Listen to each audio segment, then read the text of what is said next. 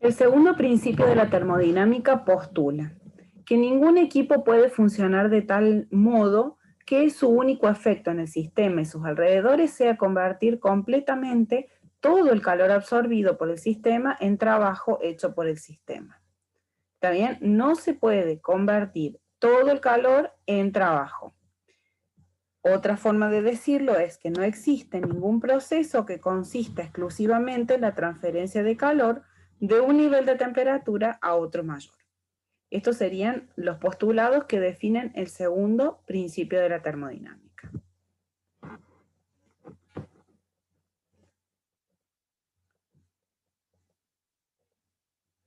También tenemos que definir, cuando definimos el segundo principio, es el ciclo de Carnot. El ciclo de Carnot plantea una máquina térmica. Y la definición de máquina térmica es aquella que convierte calor en trabajo. ¿Está bien? Según la segunda ley de la termodinámica, el trabajo, va a ser igual a la suma de estos dos calores que están entrando en el sistema. ¿Está bien? Pero que no todo el calor que ingresa al sistema va a ser convertido completamente en trabajo.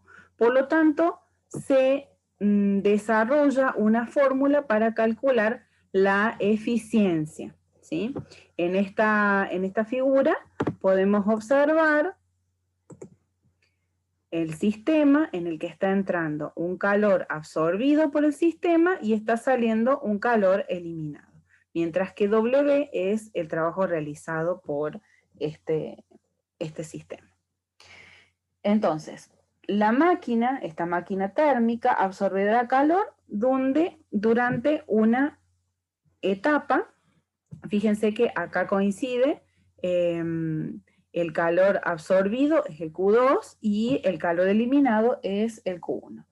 Entonces, la máquina va a absorber calor durante una parte del ciclo, va a convertir una parte en trabajo y el resto del calor va a ser eliminado. Entonces, se realiza, digamos, se calcula la eficacia del sistema como 1 más Q1 sobre Q2. En un proceso cíclico, como el que se ve en esta figura, que también se denomina ciclo de Carnot, que es un diagrama en el cual los ejes son presión y volumen. Bueno, allí vamos a considerar que tenemos un gas ideal que está encerrado en un cilindro, similar al que vimos anteriormente. Bueno, acá está el pistón, acá está el cilindro y acá hay un gas ideal.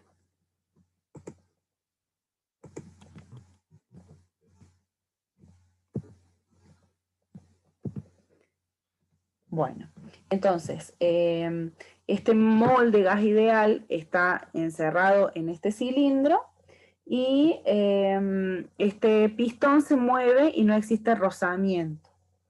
También, bueno, hay una cámara de aislamiento que recubre este dispositivo y evita cualquier cambio de calor que exista entre el sistema y sus alrededores.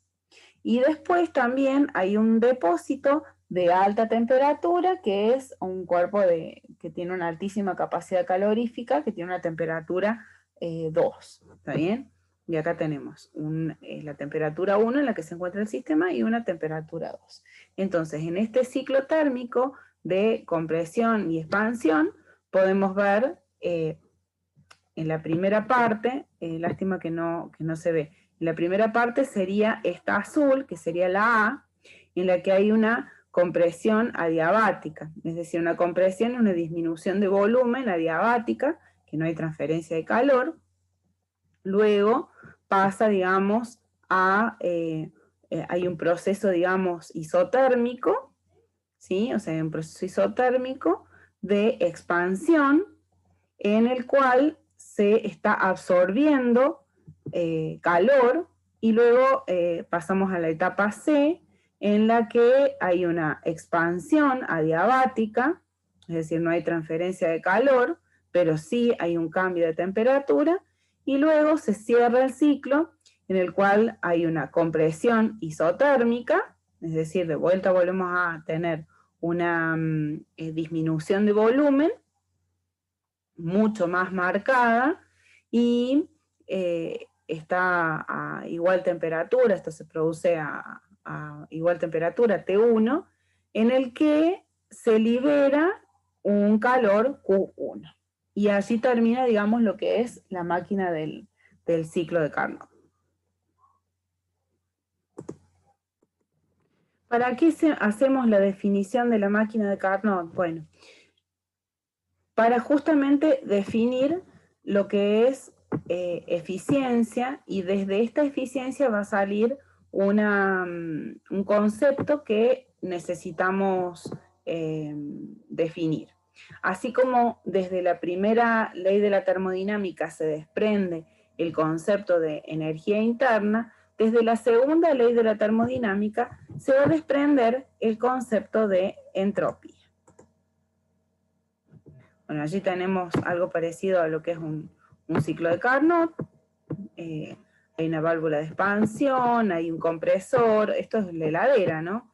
Un compresor, hay un condensador en el que se libera calor al medio ambiente, que bueno, está digamos en el medio circundante, en el aire de la cocina. Luego hay una válvula de expansión, hay un evaporador, y acá está digamos el espacio refrigerado de la heladera, y bueno, esto vuelve el gas al compresor, donde se está ejerciendo un trabajo al sistema, que sería digamos un ciclo de Carnot inverso, porque se está ejerciendo trabajo dentro del compresor para que esto siga funcionando. ¿Está bien? Entonces, como dijimos anteriormente, se desprende desde el rendimiento del ciclo de Carnot el concepto de entropía. ¿Está bien? A partir de este rendimiento podemos decir que la sumatoria de todas estas relaciones Q1 sobre T1 más Q2 sobre T2, considerando, digamos, el sistema anterior, va a ser igual a 0. ¿Está bien?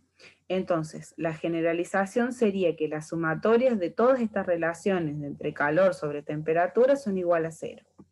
Si se supone que este cambio va a ser infinitesimal, entonces le vamos a agregar un delta porque esa porción va a ser muy pequeña. Entonces, todos esos deltas, todas esas sumatorias de estos deltas de temperatura, y esta relación delta Q sobre T, tiene todos los atributos de variable de estado. Es independiente del camino, es decir, que es una variable de estado que depende solamente de los estados final e inicial. Es decir, que cualquier cambio es independiente del camino y solamente va a depender de los estados inicial y final, como ocurre con el tema de, como todas las otras variables de estado que veníamos viendo. Y entonces esta relación entre el delta Q sobre temperatura se denomina entropía. Entonces, volviendo a este segundo principio de la termodinámica, podemos decir de manera de resumen que hay una función S que se llama entropía, que es una propiedad de estado y que es la suma de todas estos cambios infinitesimales de la relación entre calor y temperatura en las distintas partes del sistema. Y que si hay un flujo de calor en el sistema, el cambio de entropía viene dado por esta expresión, ¿sí? Esta expresión. Yo no sé si se ve el puntero. Viene dado por esta expresión. Y bueno, y en un sistema aislado térmicamente, esta relación, digamos, la variación de la entropía es igual a 0 para cambios reversibles, mientras que para cambios irreversibles siempre es mayor que 0. Es decir que la entropía en un sistema aislado térmicamente nunca puede disminuir. A partir de este concepto surgen muchos conceptos adicionales de lo que es la entropía, desde el punto de vista filosófico incluso. Los invito a averiguar sobre este concepto de entropía y la filosofía. Es muy interesante. Este concepto de entropía hace que, como dijimos anteriormente, hay un aumento de entropía en todas las reacciones químicas. Y el mundo, la mayoría de los procesos naturales generan un aumento de entropía, porque no son reversibles. Entonces, como no son reversibles, la entropía del universo va en aumento, por lo cual supone unas cuantas teorías filosóficas que los invito a conocerlas. Y a partir de este concepto de entropía también surge la tercera ley de la termodinámica, que dice que la entropía en el cero absoluto es cero para todas las sustancias cristalinas en equilibrio interno. Es decir que la entropía en el cero absoluto sería un cristal perfecto que está perfectamente ordenado. Y también los invito a averiguar un poco de lo que sería la muerte térmica del universo, que también es un concepto bastante interesante. Entonces, tarea para el hogar, otra tarea para el hogar, nos queda averiguar lo que es un cristal perfecto y lo que es la muerte térmica del universo. Hay un capítulo de Los Simpson en el que es muy gracioso porque Lisa se encuentra aburrida y construye una máquina de movimiento continuo que no obedece la segunda ley de la termodinámica. Entonces Homero dice, en algún momento, Lisa, en esta casa nosotros obedecemos las leyes de la termodinámica. Y esta máquina que inventa Lisa es una máquina de movimiento perpetuo que gira cada vez más rápido y viola la primera y la segunda ley. La primera porque porque genera energía de la nada y además no se degrada, que viola, digamos, la segunda ley de la termodinámica. Entonces eso es muy interesante. Bueno, y acá terminamos esta primera parte.